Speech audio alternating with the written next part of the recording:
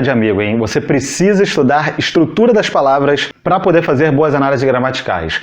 Boa parte da sua capacidade de fazer análises gramaticais vai depender, sim, de como você entende o funcionamento das palavras em língua portuguesa. Palavra você sabe o que é, mas talvez você não esteja tão atento à estrutura das palavras. As palavras em língua portuguesa, uma estrutura de diversos elementos que a compõem com uma organização bem específica. Onde geralmente a gente estuda a estrutura das palavras, quando a gente está estudando o processo de formação de palavras. E é uma pena, porque conhecer a estrutura dos termos em língua portuguesa é fundamental para quem, por exemplo, vai estudar verbos. Vai fazer classificação de verbos em modo, tempo, pessoa, número e tudo mais. Precisa conhecer a estrutura da palavra. Quem vai estudar flexão das palavras, flexão nominal, verbal, concordância, precisa conhecer a estrutura das palavras. E quem está estudando variação linguística, se tiver conhecimento da estrutura das palavras, consegue fazer um entendimento mais científico, mais racional de todas aquelas questões que as variações linguísticas propõem. E para todo estudo de semântica, ou seja, do significado das palavras, conhecer os elementos constituintes da estrutura da palavra é fundamental, te ajuda muito. Todos esses conteúdos, galera, podem ser muito mais facilmente entendidos, podem ser olhados com muito mais clareza se você tiver uma noção bem clara da estrutura das palavras. Isso não é importante só para aquele conteúdo, processo de formação. É importante para toda análise gramatical. Entenda uma coisa, uma palavra é um símbolo. Uma palavra se apresenta a você e ela simboliza algo. Mas é uma coisa muito interessante você perceber que esse símbolo, que é a palavra, é composto por vários mini símbolos que também trazem informações para a gente, que também significam algo para a gente. Quando você está lendo aqui cachorro, você sabe que ela simboliza isso aí que está passando na sua tela. Agora vamos correlacionar com palavras da mesma família? Bota aí, cachorra e cachorros. Preste atenção no seguinte, você sabe que todas elas estão associadas àquela imagenzinha ali, mas quando você chega nessa segunda palavra, cachorra, você percebe que esse A não é um A inocente. Ele traz uma informação para você, ele é um mini símbolo de algo. Mini símbolo de quê? De que a gente se refere a um cachorro fêmea, né? A uma cachorra. Nesse caso, gênero feminino. E quando você lê em cachorros esse Szinho aqui, automaticamente sua mente percebe que você está se referindo a 2 ou mais cachorros, ou seja, a vários cachorros. Esses pequenos elementos são mini símbolos que trazem uma informação para você. Mas é óbvio que em todas essas palavras e nessas outras que você vai ver agora na tela, cachorrada, cachorrice, cachorrismo. Significam coisas diferentes, mas todas relacionadas a cachorro. O elemento principal é esse aí que a gente chama de radical, né? Tem sentidos diferentes, no entanto, todas estão relacionadas à mesma ideia, a ideia do animal cachorro. E essa ideia está contida no radical da palavra. Por isso, o radical é o elemento mais importante da palavra, que guarda o significado básico. E preste atenção nesse outro elemento aí, de cachorrismo. Ele também está presente, por exemplo, em socialismo, em capitalismo, em darwinismo, em cristianismo e em tantos outros sistemas filosóficos ou práticas humanas. Sabe por quê? Esse ismo em todas essas palavras é um mini símbolo de sistemas filosóficos, práticas humanas, entre outras coisas relacionadas a tudo isso. O nome disso, galera, é sufixo. Sufixos são esses pequenos elementos que a gente coloca após o radical, que dão essas noções abstratas para a gente, entre outras coisas. Dá uma olhada nesses outros sufixos aqui. Venezuelano, colombiano, equatoriano. Eu poderia elencar outras nacionalidades aqui, todas formadas com o sufixo ano.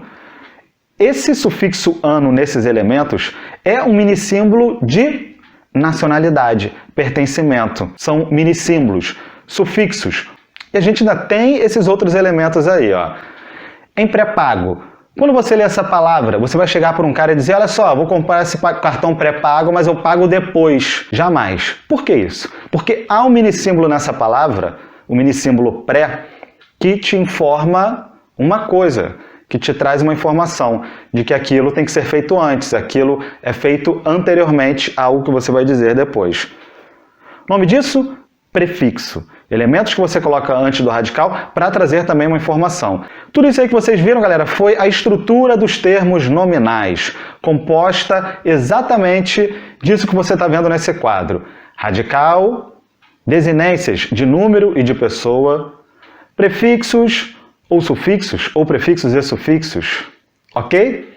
Falamos da estrutura dos termos nominais, vamos falar agora da estrutura dos termos verbais, que é uma estrutura bem mais complexa, porque os verbos possuem minissímbolos bem mais complexos do que os termos nominais.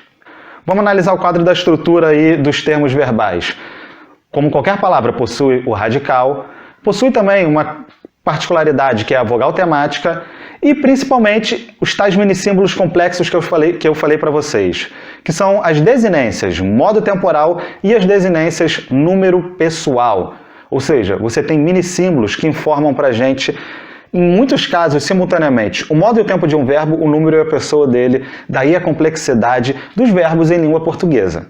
Se liga nesse verbo que vai aparecer na tela para você, degringolar. Conhece esse verbo? Conhece o significado dele? Vou botar algumas conjugações aí para você.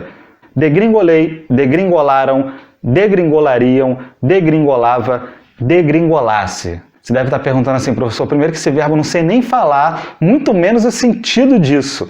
Ok, pode ser que algumas pessoas não conheçam o sentido do verbo degringolar. Se você não conhece, dá pausa no vídeo, faz uma pesquisa no Google. Independentemente disso, ao listar todos esses verbos, por mais que vocês não saibam o significado básico dele, eu sei que vocês reconhecem o sentido de minissímbolos que estão presentes aqui. Eu sei que quando você lê degringolei, você sabe que esse verbo está em que pessoa? Primeira, segunda ou terceira? Primeira. Eu degringolei. E você sabe também que isso se refere ao passado. Você sabe que em degringolaram, isso se refere à terceira pessoa do plural em um pretérito também. O mesmo acontece com degringolariam. Você sabe que isso se refere a um futuro, futuro do pretérito.